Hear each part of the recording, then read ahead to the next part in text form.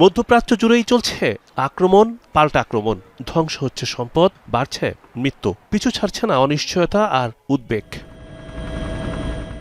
যুদ্ধ দামামায় থমকে গেছে বিশ্ব অর্থনীতি, স্বস্তিতে নেই বাংলাদেশও। হরমুজ প্রণালীর একটি অংশ বন্ধ করে দিয়েছে ইরান। ৩৪ কিলোমিটারের এই জলপথ ব্যবহার করেই বিশ্বব্যাপী সরবরাহ হয় তেল, তরলীকৃত প্রাকৃতিক গ্যাস।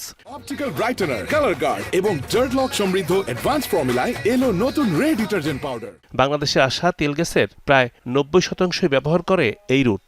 অস্থিরতায় বাড়তে পারে তেলের দাম। যদি সৌদি আরব, কাতার, আমিরাত এগুলোর উপরে যদি সে অয়েল যে এস্টাবলিশমেন্টগুলো আছে, প্রোডাকশন ইউনিটগুলো আছে, সেটার উপরে যদি পাল্টা আক্রমণ ইরান করে, তাহলে কিন্তু এটার যে সরবরাহ সেখানে বড় ধরনের একটা সমস্যা সৃষ্টি হবে। যদি $10 দাম বাড়ে, তাহলে 0.5% মতো এটা গ্লোবালি ইনফ্লেশনের সৃষ্টি দেয়। মধ্যপ্রাচ্যের দেশগুলোতে কাজ করে বাংলাদেশের প্রায় ১ কোটি মানুষ। মোট রেমিটেন্স আয়ের ৫০ থেকে ৬৫% যোগান দেয় এসব দেশে থাকা জনশক্তি। অস্থিতিশীলতা দীর্ঘায়িত হলে একদিকে নতুন কর্মসংস্থান হবে না, অন্যদিকে থমকে যাবে বৈদেশিক আয়। তো আমাদের শ্রমিকরা এখানে কাজ করেন, এখন তারা যেতে পারবেন না। এটা একটা ইমিডিয়েট একটা এটার অভিজ্ঞতা আমি দেখি।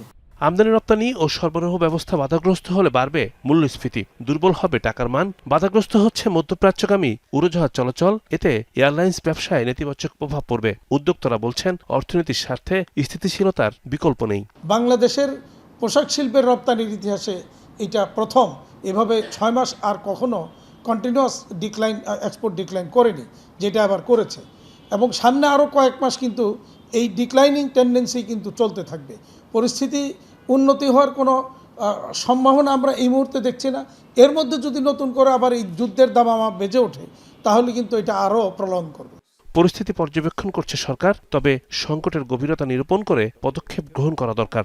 শিপিং কস্ট আছে, ইন্স্যুরেন্স কস্ট আছে, এগুলোও বেড়ে যাবে।